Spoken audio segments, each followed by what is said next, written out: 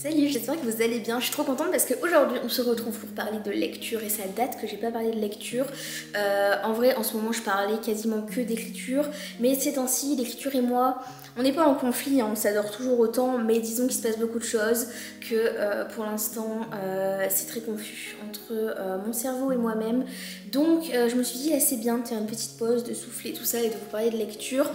Bon, j'ai arrêté de vous faire des updates de ce que je disais mois après mois parce que j'ai pas mal ralenti le rythme. En ce moment, par exemple, là ça fait bien 2 semaines que je suis bloquée sur le même livre, alors que pourtant j'aime beaucoup ma lecture, donc c'est pas du tout par rapport au livre que je lis, c'est juste par rapport au fait que en ce moment j'ai plein de choses en tête, ce qui fait que du coup je lis moins, donc voilà, je vous fais moins de petites reviews, etc. Et puis de toute façon, je me disais qu'à chaque fois, vu que je voulais pas vous faire des vidéos qui soient trop longues et indigestes, du coup finalement je faisais des critiques assez courtes et du coup je trouvais que le problème c'est que ça perdait un peu en intérêt, du coup c'était un peu superficiel, donc je me suis dit bon, autant arrêter ça, mais je voulais quand même revenir de temps à autre, vous parler un petit peu de lecture. Donc voilà, je me suis dit, qu'est-ce que je pourrais faire? Puisque je suis quelqu'un qui pleure beaucoup en lisant, et je vais vous faire un petit top, un petit classement des livres face auxquels j'ai le plus pleuré. Je me suis dit que j'allais faire un peu un genre de petite cérémonie où je leur donne un classement, une catégorie, etc. Donc voilà, pour pas juste vous présenter ça à la suite. Petite vidéo où je vous parle de toutes ces fois où j'ai pleuré en lisant. Mais bon, je me dis que justement, quand on pleure devant un livre, c'est qu'il nous touche tout droit dans le cœur, donc c'est quand même super bien, c'est que c'est une bonne lecture. Moi j'aime beaucoup pleurer devant tous les trucs artistiques, en vrai, voilà, je suis une pleureuse, c'est comme ça, devant les séries, devant les films, devant les livres. Et pourtant, j'ai mis du temps avant de pleurer devant des livres parce que toute ma jeunesse, je pleurais pas du tout quand je lisais, et puis je sais pas, c'est venu assez tardivement, ça a commencé quand je me suis remise à la lecture il y a quelques temps, il y a 2 ans maintenant. Bref, peu importe, j'arrête cette intro qui est déjà trop longue et je passe à la vidéo. Breakdown, I think I'm gonna break down, I think I'm gonna fade out. Et du coup, comme je vous ai dit, j'ai un peu fait des catégories, donc je les ai mis un peu, je vais les prendre comme ça vient, parce que comme d'habitude, j'ai pas préparé cette vidéo comme toujours. Et donc le premier livre que je voulais vous présenter, c'est Les 7 maris d'Evelyn Hugo, évidemment. Et cette catégorie, celui-ci, le prix que je lui ai attribué, c'est le premier livre tout simplement face auquel j'ai pleuré, parce que comme je vous ai dit, toute ma jeunesse je pleurais pas devant les livres, j'ai déjà été super émue face à plein de lectures et tout, j'ai déjà lu des trucs assez tristes qui m'ont beaucoup touchée, qui m'ont beaucoup atteinte, auxquels j'ai beaucoup pensé par la suite, mais c'est vrai que j'arrivais pas à pleurer en fait en lisant, je sais pas pourquoi. Et puis après j'ai grandi, j'ai moins lu, et quand je m'y suis remise, j'ai eu pas mal de livres pendant ma scolarité où j'avais envie de pleurer d'ennui devant, mais c'était pas la même typologie de larmes. Mais c'est vrai que quand je me suis remise à la lecture, en fait j'ai recommencé avec Les 7 maris d'Evelyn Hugo. J'avais lu quelques trucs avant, mais c'est vraiment celui-ci qui m'a relancé dans un tourbillon de lecture où après j'avais envie d'acheter des livres toutes les semaines. Et celui-ci du coup, vraiment, ça m'a abattue, mais vraiment. Et j'ai pas pleuré qu'une fois, j'ai vraiment beaucoup pleuré dans ce livre, il m'a touchée vraiment en plein cœur. Et c'est vrai que tous les livres de Taylor Jenkins Reid en général, de toute façon vous verrez, c'est pas le seul dans ma petite pyramide de livres qui me font pleurer. Ce sera pas sa seule apparition, effectivement. Bon, je peux pas vraiment vous dire pourquoi j'ai pleuré parce que ce serait spoiler les livres à chaque fois, mais disons que je trouve que la plume de Taylor, vraiment, elle fait... en fait elle fait trop bien le travail, elle va très droit au but, mais pourtant je trouve que justement elle arrive à faire toujours des personnages qui sont assez attachants. En tout cas je trouve que c'est facile, même pour les personnages secondaires et tout, de se sentir un peu lié à eux. Donc c'est vrai que je trouve que ça a toujours beaucoup de succès. Donc c'est vrai que ce livre là j'ai dû pleurer bien 4-5 fois, vraiment à la fin du livre j'étais à ramasser la petite cuillère, et pourtant la fin m'a assez déçue, mais bon ça n'a pas empêché que j'ai beaucoup pleuré. Vraiment je trouve que sa plume elle est trop efficace, donc voilà. Pour le deuxième, la catégorie que je lui ai donnée, c'est le livre le plus court, le plus petit qui m'a fait pleurer, parce que c'est Le secret de Brokeback Mountain, donc c'est de Annie Proulx, j'oublie toujours l'auteur, désolée. Donc ce livre est très court, il fait seulement 80 pages, mais que vous voyez, c'est vraiment écrit comme ça en assez gros avec des grosses marges. Le format est très petit, comme vous voyez à côté de ma main, et j'ai pas une grande main. Donc voilà, il est vraiment tout petit. Alors est-ce que j'ai pleuré autant parce que j'avais vu le film, que j'ai vu plusieurs fois le film? Est-ce que j'ai pleuré autant parce que forcément ça me fait penser à Heath Ledger, que Heath Ledger malheureusement est décédé, que du coup ça me fait toujours un pincement au cœur quand je me le rappelle. Ça peut jouer dans tout ça, mais je trouve quand même qu'au-delà de ça, l'histoire, aussi courte soit-elle, est ultra impactante et vraiment, je m'attendais pas. De toute façon, je vous avais fait une review lecture au moment où j'avais lu ce livre il y a plusieurs mois, et c'est vrai, j'avais dit que je m'attendais à rien de spécial parce que j'ai du mal en général à accrocher avec les histoires courtes, et pourtant ça m'a vraiment touchée en plein cœur. J'ai vraiment adoré et je pense que je vais le relire parce que vu qu'il est super court justement, c'est le genre de truc que je vais pouvoir relire sans devoir y passer des semaines et des semaines. Mais en tout cas, je vous le conseille. Si vous avez besoin d'une lecture cathartique pour pleurer un bon coup, c'est très rapide, donc allez-y. Pour le prochain, c'est encore Taylor Jenkins Reid. Et cette fois-ci, c'est Daisy Jones and the Six. Alors, la catégorie que je vais attribuer, c'est le livre qui m'a fait le plus pleurer, mais dont je m'attendais totalement à pleurer. En fait, j'ai regardé l'adaptation avant de lire le livre, et pour le coup, vraiment, l'adaptation, faut vraiment que je me refasse cette mini-série. Mais peut-être que c'est aussi parce qu'il y a Sam Claflin. Une fois de plus, je pense qu'il y a les influences aussi avec mes intérêts pour les séries en général, le cinéma en général. Sam Claflin, c'est Hunger Games, c'est ma vie, donc forcément, voilà. Mais malgré tout, au-delà de tout ça, c'est vrai que ça m'a fait énormément pleurer la série, vraiment le dernier épisode. Je sais que j'ai mis plusieurs jours à m'en remettre, hein, vraiment, de toute façon toujours dramatique, ça c'est bien moi. Mais du coup, je l'ai regardé, après je me suis dit il faut que je le lise, mais vu tout ce que j'avais pleuré et comment ça m'avait impacté, c'est vrai que j'arrêtais pas de repousser le moment parce que je me disais non, ça va être dur. Effectivement, ça n'a pas manqué, j'ai vraiment pleuré à fond à la fin, mais du coup pour le coup, je savais que j'allais pleurer, je savais que ça allait encore... c'était vraiment me faire mal volontairement. C'est vraiment terrible. Je savais que j'allais pleurer, j'ai été les deux pieds joints dedans. Effectivement, ça n'a pas manqué. J'ai bien pleuré, mais vraiment, Taylor Jenkins Reid... je sais pas si c'est celui-ci mon préféré, mais il y a moyen que ce soit celui-ci mon préféré d'elle en tout cas. J'adore cette histoire, j'adore le format, j'adore, voilà. Pour le livre suivant, pour le coup je pourrais lui attribuer deux catégories parce que déjà c'est la dernière fois que j'ai pleuré en lisant un livre, mais c'est aussi le livre pour lequel je m'étais attendue à beaucoup plus pleurer et finalement pas tant que ça. Il s'agit de A Little Life de Anya Yanagihara. Oula, c'était terrible, désolée pour ça.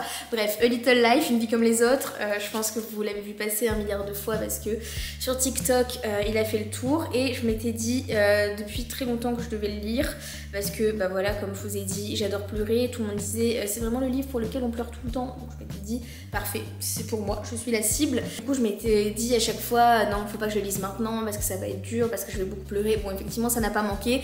C'était dur, j'ai pleuré, mais en fait, proportionnellement au nombre de pages et à la taille de l'histoire, en fait je m'attendais à pleurer beaucoup plus et à être beaucoup plus impactée. Donc bon, voilà, sur la fin effectivement j'ai lâché ma larme, etc. Quand j'ai refermé le livre, c'est vrai que j'ai eu un moment où ça m'a bien pris à la gorge. Bon, une fois de plus, le problème avec tous les livres que je viens de vous présenter, et celui-ci en fait partie, c'est que je peux pas aller trop en détail de pourquoi j'ai pleuré parce que sinon ça en revient à citer des scènes spécifiques, ça revient à vous spoiler l'histoire et ça gâche justement le potentiel émotion que vous pourriez avoir en lisant tout ça. Donc voilà, c'est pour ça que pour le coup juste je m'en tiens à mes catégories et puis voilà. Mais c'est vrai que c'est quand même très très émouvant. Faut quand même pas être dans la période la plus sombre de sa vie pour lire ce livre parce que sinon je pense que ça réenfonce le trou encore plus. Donc voilà, mais j'ai quand même pleuré malgré tout, mais je pensais vraiment que ça allait être bien plus, bien pire. Pour le livre suivant, la catégorie que je vais donner, c'est la fin qui m'a fait le plus pleurer. Parce que là, c'est vraiment spécifique. J'ai pas pleuré le reste du livre, mais vraiment, c'est juste la dernière page. Alors là, ça m'a... Et il s'agit... Je sais que celui-ci, il fait un peu la controverse parce qu'il y a beaucoup de gens qui le détestent. Je peux comprendre. Mais il s'agit de My Year of Rest and Relaxation de Ottessa Moshfegh. Ottessa Moshfegh, on a une relation très conflictuelle, elle et moi, parce que celui-ci, vraiment, ça fait partie à ce jour de mon top 3 des meilleures lectures de l'année. Je pense encore. Il n'a pas encore été détrôné.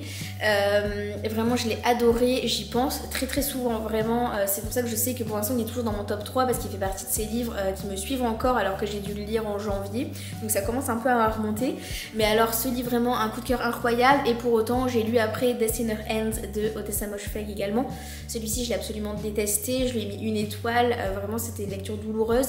Et du coup, ça m'a fait un peu comprendre cette dualité de retour qu'on peut avoir en lisant un livre d'Ottessa Moshfegh. C'est vraiment des univers qui sont totalement particuliers, qui sont vraiment à part, et c'est vrai que je peux comprendre que ça plaise pas, mais c'est vrai que pour le coup là on est dans le genre d'histoire où on suit un personnage qui est féminin, qui est dans sa vingtaine, qui se sent totalement paumé face à la vie. Et je dois avouer que ce genre d'histoire, bah, ça résonne beaucoup avec moi. Donc forcément, ça me parle vraiment directement. Peut-être que si je lisais tout ça dans 20 ans, en espérant que dans 20 ans je me sente mieux mentalement, bah, peut-être que j'aurais pas du tout la même... J'aurais sûrement pas la même perception du tout de ce genre d'histoire, ça m'atteindrait pas autant je pense, mais c'est vrai que là c'est vraiment le genre de sujet qui font tellement écho avec tout ce que j'ai dans la tête, toutes les pensées qui s'entrechoquent, avec tous les doutes et tous les questionnements, ce qui fait que bah forcément, voilà, vraiment quand je lis ça, c'est un peu comme être devant le psy quoi. Donc voilà, pour le coup, tout le livre, ça m'a vraiment porté. Mais alors la fin, bah, je m'y attendais pas. Et c'est vrai que ça m'a vraiment... ça m'a vraiment fait pleurer, mais comme pas possible. Moi, vraiment, j'ai eu du mal à m'en remettre. Je sais que j'ai pleuré pendant bien 1 heure après. Parce que je me calmais et après, j'y repensais. J'avais des flashbacks de la fin du livre et je me remettais à pleurer parce que voilà, c'était trop. Mais voilà, une fois de plus, je peux pas vous spoiler parce que justement... l'intérêt c'est de pouvoir le vivre, mais moi la fin m'a vraiment happée. Le livre suivant c'est encore un Taylor Jenkins Reid, c'est Forever Interrupted et sa catégorie c'est celui pour lequel j'ai pleuré le plus de fois. Mais alors là, je les ai même plus comptés. Au début je tenais le décompte. Il faut savoir que à partir de la page... je sais plus laquelle pour pas vous dire de bêtises. Voilà, il faut savoir que je pleurais déjà à partir de la page 9. Ça vous donne la couleur. Donc voilà, on suit un personnage féminin qui vient à peine de se fiancer et qui vient de perdre son fiancé qui a eu un accident et qui décède alors que ça fait seulement quelques jours qu'ils sont mariés. Et donc dès le premier chapitre, on suit donc ce fameux jour où il décède. Et donc forcément, dès là, j'étais déjà à fond dedans. Et forcément, tout le reste, bah, ça parle de deuil, ça va parler de sa reconstruction, ça va parler de l'après. Et forcément, étant donné la thématique, bah, c'est logique que vraiment...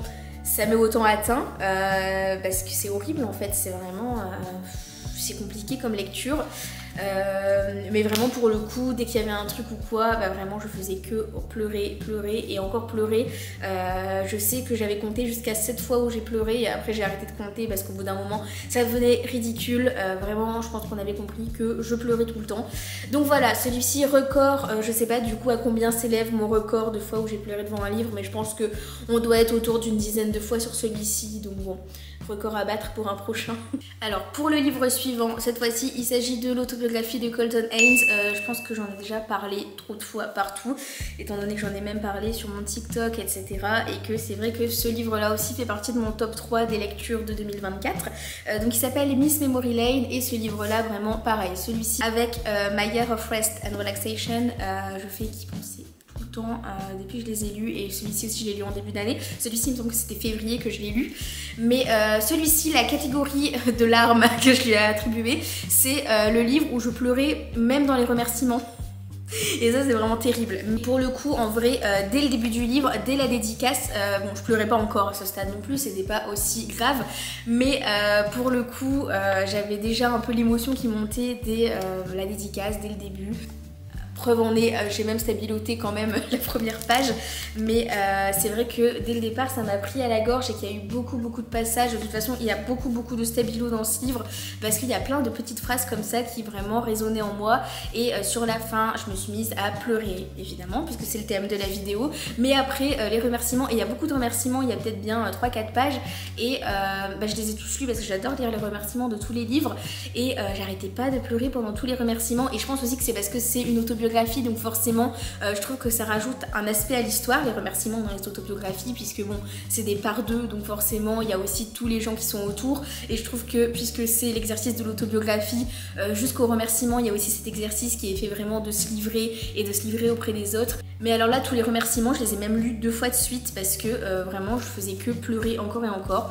C'était n'importe quoi, mais bon vraiment ce livre là. Et enfin le tout dernier livre, j'ai décidé de faire la catégorie de le prochain livre de ma pile à lire pour lequel je compte pleurer. Moi je programme pas mes larmes, et si ça tombe je me trompe totalement. Mais dans tous les livres qui me restent à lire, j'ai Sad Girl Novel de Pip Finke Meyer. Là c'est encore une prononciation catastrophique et je regardais justement toute ma pile à lire, tous les livres qui me restent à lire, qui est plus si grande que ça d'ailleurs parce que j'ai enfin bientôt vu le bout et je pense que de tout ce que j'ai, le dernier pour lequel je suis susceptible de pleurer ce serait celui-ci.